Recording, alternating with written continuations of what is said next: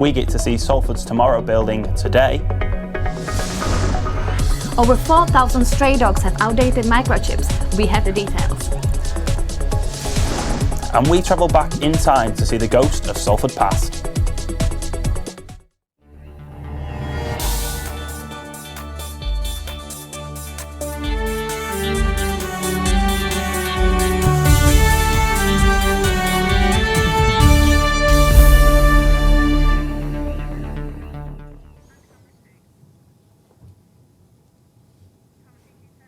Hello and welcome back to Quays News. We have a jam-packed show to start the new academic year. Britain could be heading for a hard Brexit from the EU, Theresa May has indicated. The Prime Minister said that the UK will not become a supplicant to Brussels following the exit from the European Union. The pound hit a 31-year low against the US dollar last night, as analysts said that foreign exchange traders are spooked by May's Brexit plan. Theresa May said that Britain must look beyond Europe as she vows to trigger Article 50 by March. Now then, Theresa May's Conservatives are meeting in Birmingham today, and they have been lashing out at Labour leader Jeremy Corbyn. Last week, the Labour Party were in the Northwest for their own party conference. We asked the people of Manchester what they think about the re-elected leader. I think in a country, a democratic country, you actually need more than one point of view, and what we've had in the recent past is we've had two lots of Conservative parties. So we've had Tony Blair's Conservative Party and the other Conservative Party. We do need an alternative so people can make their own minds up. Don't particularly like the man. I don't know, there's just something about him that I'm like, I don't know if I could, you know, if you kind of met him on the street, whether I'd trust him or whether I'd go up to him, I'd be like, oh, maybe not. That being said, his policies, they're sound, like it's a good idea. I think a lot of what he said would work for Britain, but I just don't know whether he'll get the support to put it into practice. I don't think he'll get voted in as Prime Minister or anything, just because I know it sounds bad, but maybe the way he looks and he's not stereotypical and what we're used to. But I just don't think he's got enough general support to actually be voted in. I've never really been interested in politics until Jeremy Corbyn came along.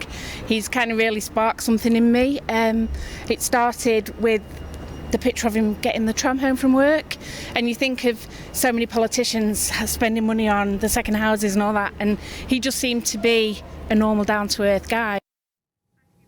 Phase 1 is over and Phase 2 of the so-called New Media City is about to begin. To mark the end of the first stage was the opening of the Tomorrow building next to Broadway. Rachel Williams was at the launch. Tomorrow, tomorrow, I love you tomorrow. You're always a day away. But now you don't have to wait a day because Media City's new creative hub, aka the Tomorrow building, is now open.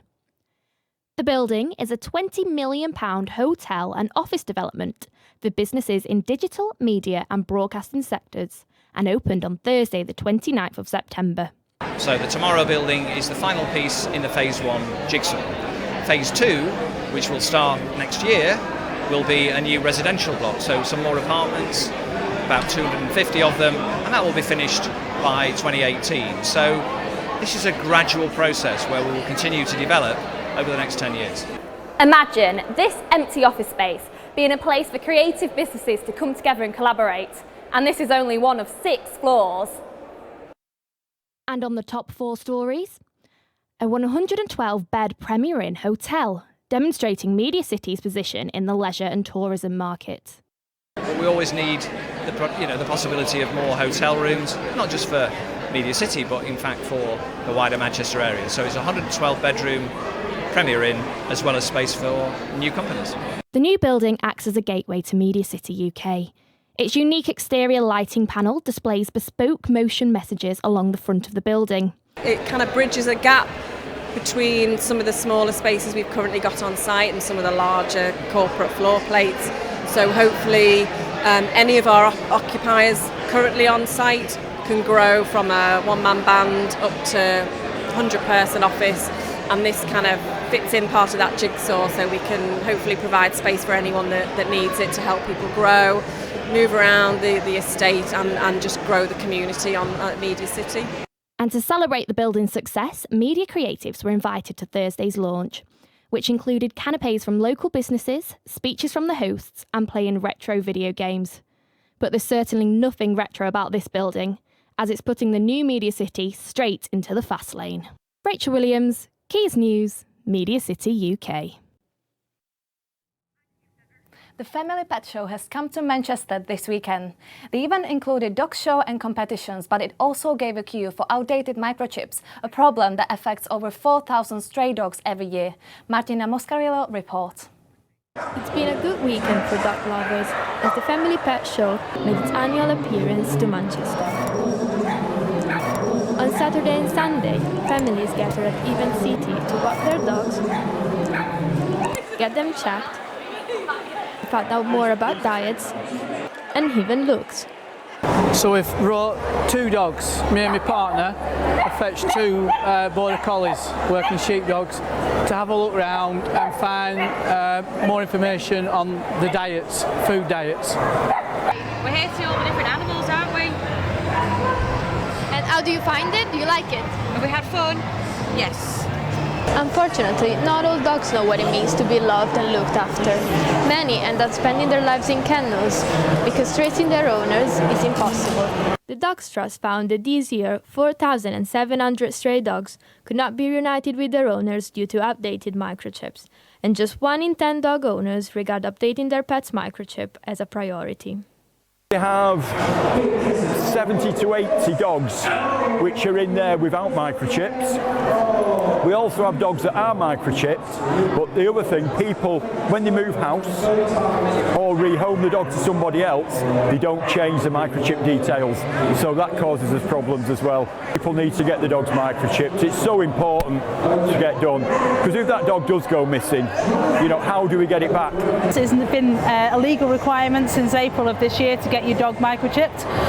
We do see a lot of problems with the microchips at the moment, in that people may get their dogs microchipped but then they don't update the details, and that can cause us a number of problems when they come in as a stray. You scan them, you think, yay, I've got a microchip, and then you actually go and try and contact the owner and the number doesn't exist anymore. The Family Pet Show certainly aimed to entertain, but at the same time it also raised awareness over those dogs who are yet to be rehomed.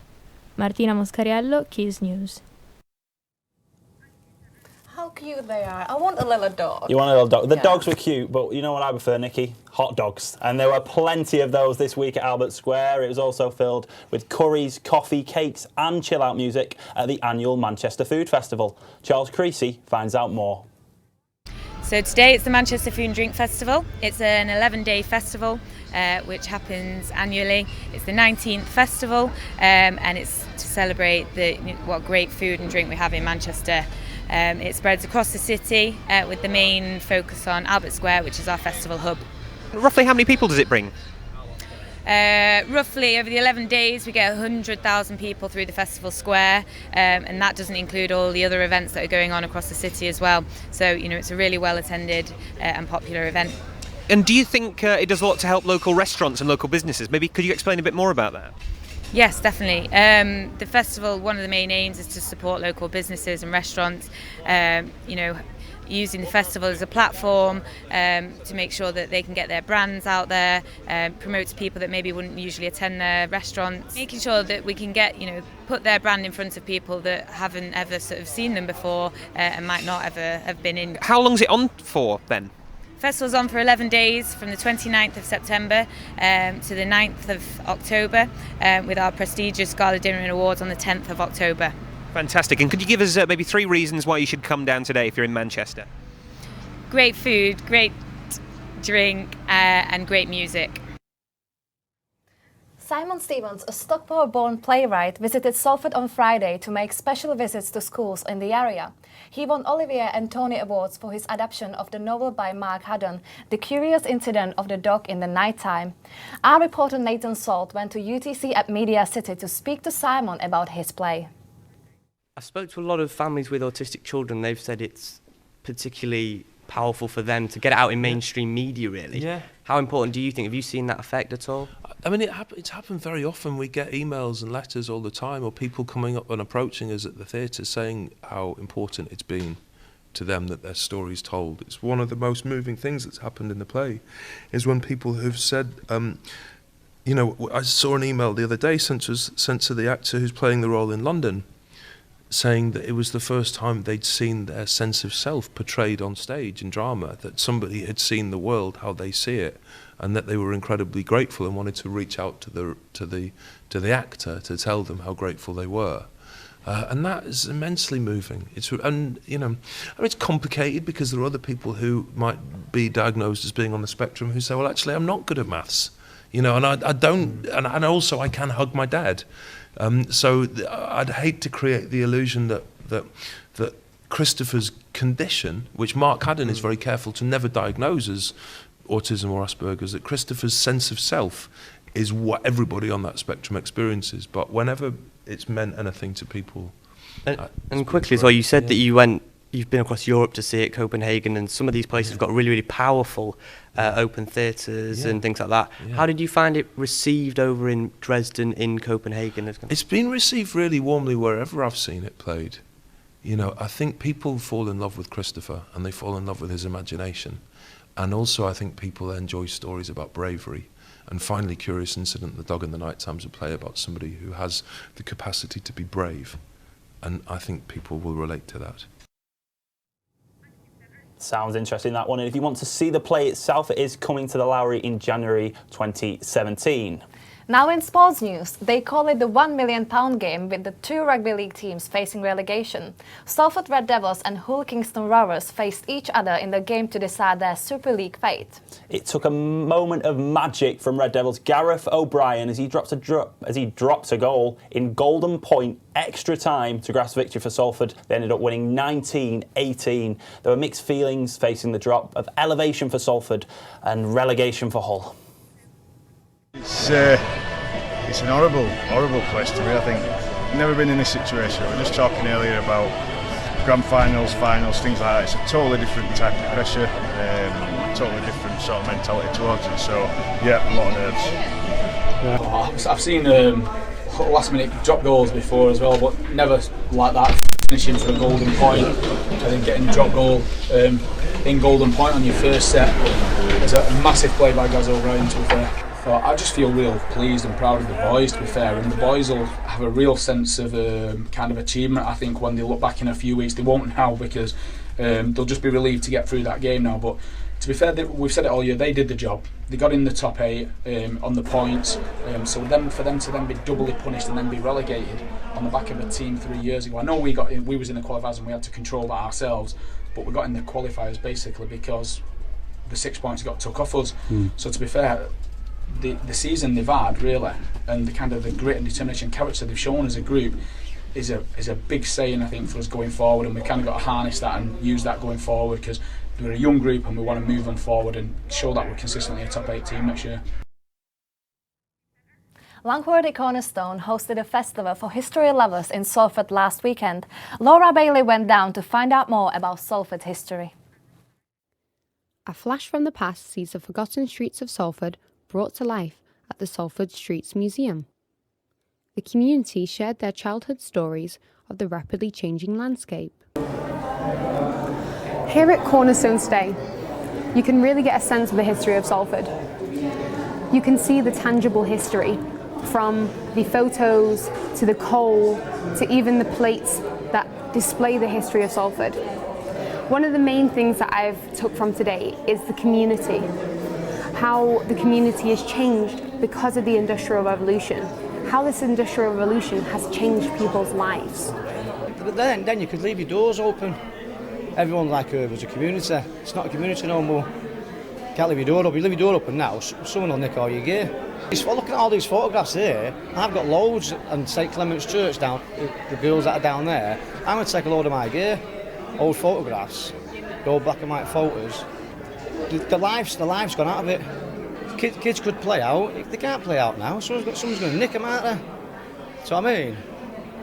Salford was the centre of the Industrial Revolution and the powerhouse of the coal industry. Home of the deepest coal mines in England, where men worked 3,600 feet underground. Basically get a memorial at the pit site because there was nothing there when the pit was closed. The land was flattened and there's no recognition of what was actually there. And we've been there 120 years, 8 years of winning coal in Salford, when 178 men and boys lost their lives, and there's no recognition of that spot. So we got memorial there last July. So we're showing people in Salford the rich history they've got, coal mining history, because the pits aren't registered. And we're making a mark on each spot where they were. Here in the heart of the community, a generation aims to preserve the bricks that built Salford today. And now we've got Sean here to talk about the Jake Quickerton gig on Saturday night, Academy 3. Sean, how was it? Really good gig. Quite a small crowd, about 150, 200 people. But a really good crowd, really good gig. Really good gig, and he's, of course, we've known him, he's been away for a while from the singing scene, hasn't he? He's been in the jungle eating, well, I won't say what he's been eating, but he's been eating some unpleasant things, and he's back singing now. Was there any ring rustiness in his performance on Saturday night? No, it was really good. He did a mixture of like acoustic tracks and tracks with backing track. And no, he was really good. His tour's called the New Chapter Tour, which I think is quite appropriately named, considering he's coming back into the music. His new chapter, ready to hit number ones. Was it any covers, or were they all his own songs? Mixture of both. There was a few covers, but there was quite a few of his original tracks as well. That sounds good. And he's brought out already a single. It's already out there now for people to buy if they want to buy it. Will you be buying it? Hopefully, yeah. Hopefully, yeah. And there's also someone else on that single as well who was performing with him and also was singing that night as well. Yeah, Bailey McConnell, a star from Britain's Got Talent, joins on the single, and he's supporting him on his tour. And also on Saturday there was the Manchester band Yes Lad, who've also come off from X Factor. Best name of the group ever. Yeah. Best, isn't it? Yes Lad, love it. So yeah, they were all there. So it was a little X Factor, Britain's Got Talent, Simon Cowell trio, all singing together. And was it sort of mainly X Factor fans, teenagers after the heartthrob? It was a mixture of both. It was like a lot of fans to do with like Yes Lad and Bailey McConnell, like a lot of the teenage girls. But then there was like a few mums and stuff. There's quite mums there in the crowd as well, going for it as well. And in terms of the gig, what if you had to sort of sum it up as sort of I'm sure you've been to a few gigs, out of sort of 10 and give it a rating. What would you say? How was it? It was about 8 out of 10. About 8 out of 10. All the acts were really, really good. Yes Lad really worked the crowd. They've only done a couple of gigs recently, so they started to come through and they did really well. Bailey was really good and Jake was really, really good. Jake as well there. So you'll be buying the single then, will you? Definitely. Yeah, the single's out now. If you want to buy it, we'll see whether it gets to number 1 or not. Thank you for that. Now we're going over to Francesca with the weather.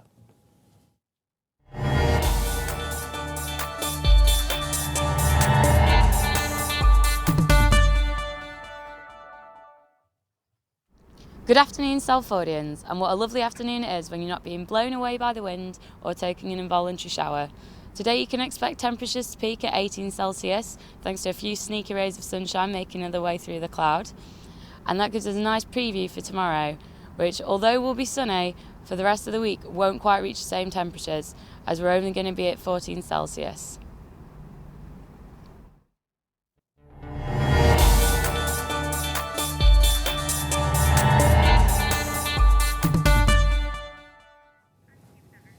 ...262 miles, over 10 marathons in just 5 days. Ultra runner and world record holder Adam Holland took a break from his latest grueling challenge by visiting the Oasis Academy in Media City. Yeah, he did. He ran from Humber Bridge himself, ran all the way from Humber Bridge, and his finishing line is at London on Thursday itself. So it's what an achievement, hey Nikki. Exactly. What a marathon. It was amazing, yeah.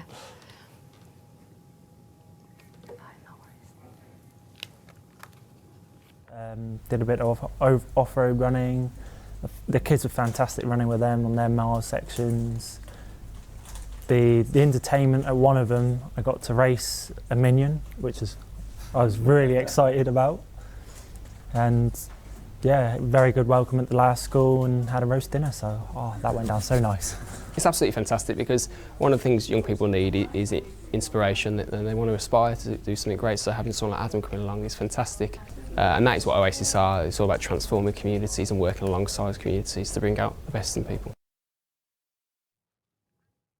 That's all we have time for today. Join us next Tuesday at 1:30 for all your latest news and views from Salford and Manchester. Until then, you can find us online at keysnews.net, on Twitter at keysnews, and don't forget to like our Facebook page, Keys News. Thank you. Goodbye.